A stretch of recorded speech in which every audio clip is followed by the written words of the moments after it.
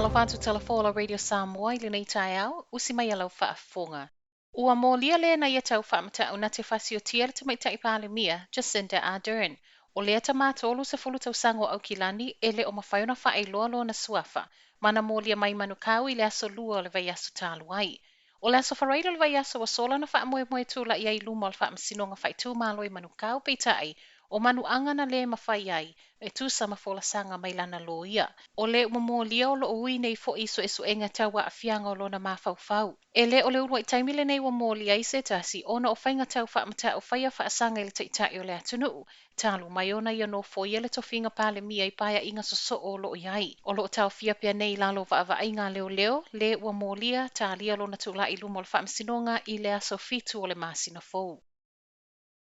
E le tau fesilingia le manuia o tangata Pasifika i Aotearoa mai au nanga fou tau i le mawhau, ua whaailoa i le malo. O au nanga nei ua whaailoa mai le minista o tangata Pasifika, o ia fo i le minista langolango le soifua malo loina, au Peter William Seo, o le ama whaiona maua i au kilani whaapea Wellingtone, tau la i le malo loina o le mawhau, whaapea vai inga wha tangata. Saunoanga le minista, o tangata Pasifika e ono to atele lo na whainu mera o tangata e ui ilo i tau weha a fia ile mawhau, peitai, e ono le to atele e whaatalo sangaina se feso soani, ma ole nei feso soani u whailo mai le malo o le a whaafai fia i foi i tangata Pasifika ona feso o ta i la lato lava gangana. O au nanga fau wa whailo mai o le ata wala mai i le fonua o la i le manukau DHB, Waka tautua i au kilani wa apele Coast DHB, Pacifica Futures tawala mai le fono i manukau, Pacific Health Services ma le naku e nei tamariki i Hutt Valley.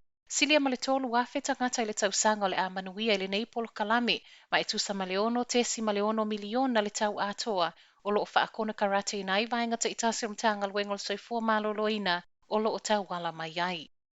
Ua tatala i le sole fewa isa o loto i le vao New Zealand ma au se talia. O le osilia ma le tausango o tā punipuni tua oi ono o le sawa o le koviti, ma o le hawauli o le so e tau nuu mai e le whainga malanga mua mai au se talia, o e le aanga isa o i ainga e au noa ma le tau wha anofo e sea. I whaamamonga mai kamupani wa le e New Zealand, le Qantas, wha pia le Jetstar i tonu lava i o le so, tu sama le se fulu wafe tangata fe malanga ai, o le a fewa i le vau atunu e lua. Ua whetau i eile tatalo le whioa isa o loto i le so, ma le a matau tu uanga wa o ngā whanau, se tasi fo i leo i tu o wha o popo i le toa tele o tangata whioa.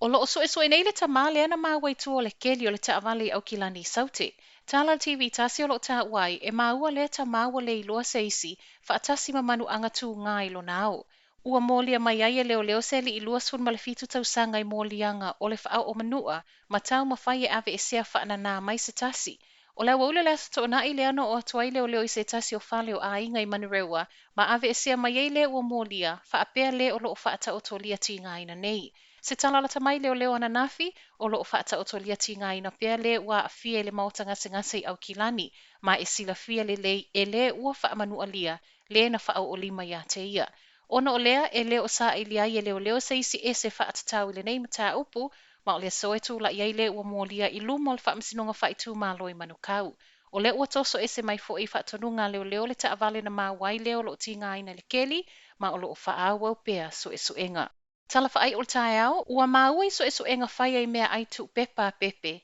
e le ngatai sua malietele, ai maua lalo le aien e māwai. O so e suenga neina whai ai le University o Otago wha o ngā ai mea ai pepe lua se lau wono sfulmaleono, o lo o whaatawina i supermarketi, mai le tausanga i lua afe sfulmaleiva i le lua afe lua se fulu. O ni so e suenga walapata i ai mamātua, i le tatawana sila i ai le afianga o whanau. O le maua lalo tele o le aieno lo o sauma nei mea ai pepe ua whaatusa ai, e tatawana whawhanga ina le silia ma le se fulu wha pepa o mea ai pepe i le aso, ina ia ausia i le aiene mo o mia i le tino, ma e tusa lea ma le 2 kilo kalama o mea ai tu pepa. Ua whamanatuai Ioana Kataferes o le na whaauruai nei so e soenga i le tāua o le pāleni o mea ai mo whanau laiti, mai le ono masina. E ui lai sua mali atu nei mea ai tu pepa, whaapea le maua lalo le aien, pei tai o le itu e le lei, e ono le ai se suka whaopopo o ave i ai i le taimi o ngā o si ai. Tala nao le nei fwoi tai au.